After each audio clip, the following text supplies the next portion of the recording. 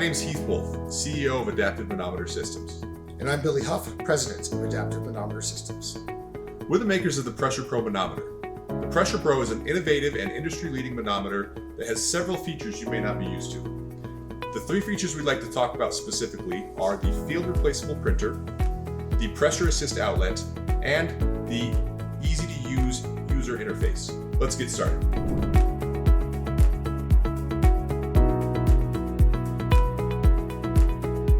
PRESSUREPRO is an innovative manometer with several features you may not be used to. We'd like to take a couple minutes today to go over these features to make sure you have a good experience when you come across our manometer for the first time. The first thing we'd like to talk to you about is the interface. It works just like a cell phone and it's very user-friendly. The second thing is the printer. If you have any issues with it, it's easily replaceable and easily loadable. The third is the pressure assist outlet. This outlet can prevent you from losing pressure should something happen like containment falling or opening up into a new space.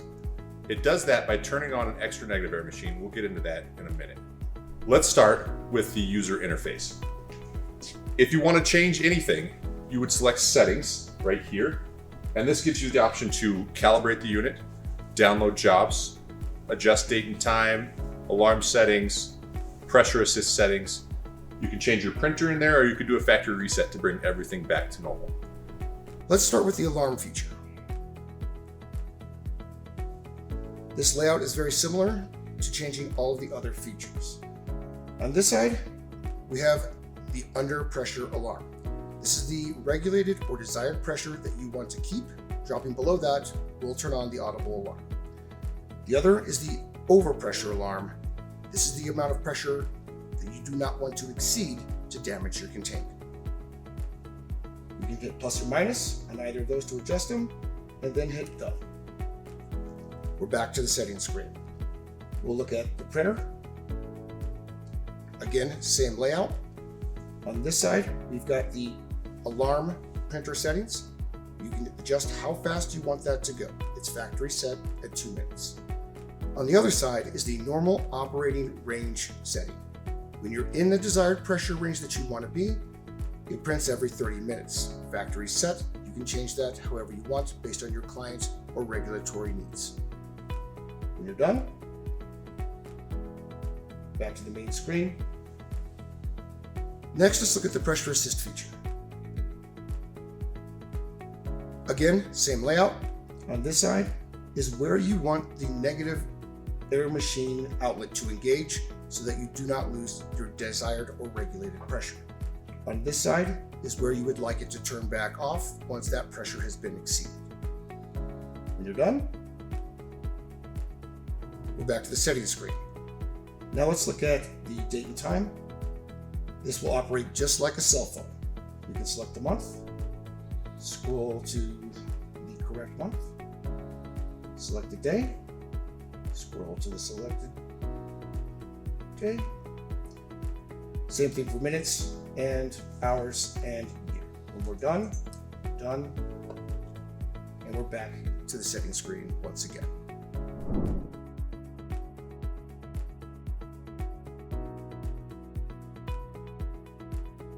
In this screen, you can select a job that has been finished, and you can either choose to print it or download it.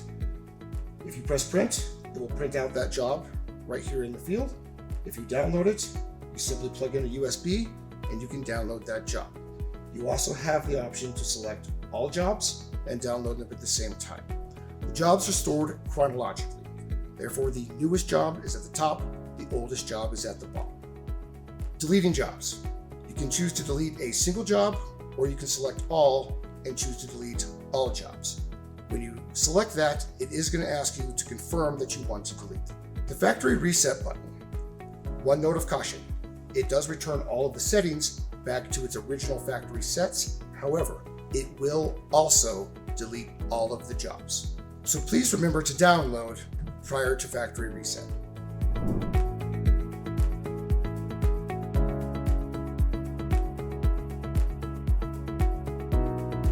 Now let's talk about the language feature. There's a globe here that has ABC. The available languages will appear. It is currently only English and Spanish. However, as we continue with our international rollout, additional languages will be added. From here, you can select the language that you want. We are going to select Spanish. And when we go back, the entire display is in Spanish. If you arrive on site and the manometer is displaying in a language that you are not familiar with, there is always an off-colored orange button. If you're deep in the settings screens, by continuously pressing the orange button, it will take you back to the main screen where you can now select the globe and language icon again and the desired language.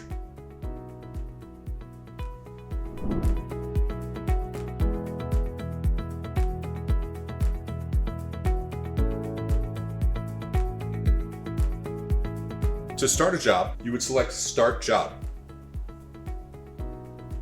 Click in the field right here and then enter the job name. Once that's done, click OK. Next, and enter the job address. Once you've entered the job address, select Done again, and you have the option to start the job. That's it, the job started. At this point, the pressure assist outlet will work, the alarm will work, and the printer will work. During the duration of the job, there's nothing more to do. When you want to end a job, simply select End Job. It'll ask for verification that's what you want, and select Yes.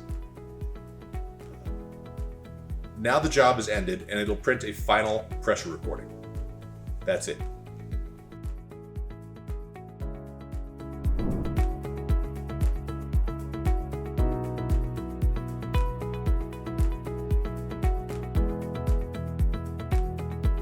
Let's talk about the printer. We have a patent pending field replaceable printer. It can be done in minutes. All you need to do is remove the 4 screws, remove the plate that holds the printer in place, pull out the printer, unplug the wire harness, plug in the new printer, put the plate back, replace the screws. Again, only a matter of minutes. The replacement printers are available from your local distributor. To change the paper, simply undo the latch, place the new paper roll in, close the latch again, and we're done.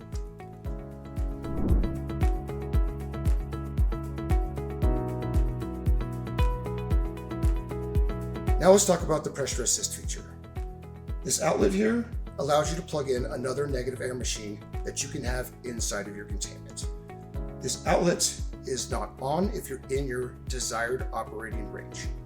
It will, however, turn on another negative air machine inside of your containment to prevent loss of pressure and entering an alarm state. A couple of things to know about using the pressure assist feature. Number 1, you must have a job started. Number 2, you must have the pressure assist toggle turned on, and you will know that when you see the little fan spin. There's also a safety feature that we have included in the programming of the negative air machine outlet. If your negative air machine shuts off, it will wait a full minute before it tries to re-engage it and re-establish pressure.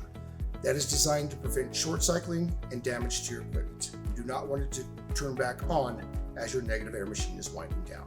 Also bear in mind, using this feature, you need to choose an appropriately sized negative air machine based on your containment. Simple rule: large containment, large negative air machine; small containment, small negative air machine.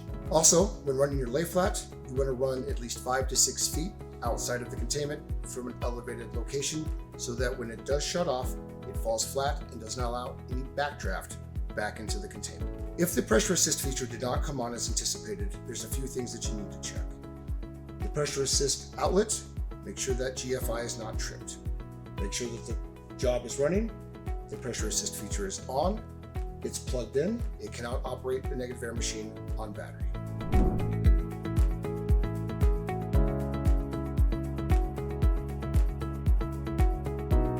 There are a couple things you want to bear in mind when running the lay flat for the extra negative air machine that you'll plug into the pressure assist outlet.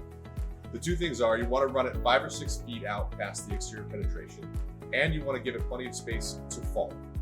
What that does is prevent backflow through your negative air machine. This is an example of the correct setup. The lower one, as you can see, is to the extra negative air machine. You can see that it's plenty long and it is falling, so no backflow can go through that negative air machine. This is an example of an incorrect installation for the extra negative air machine's lay flat.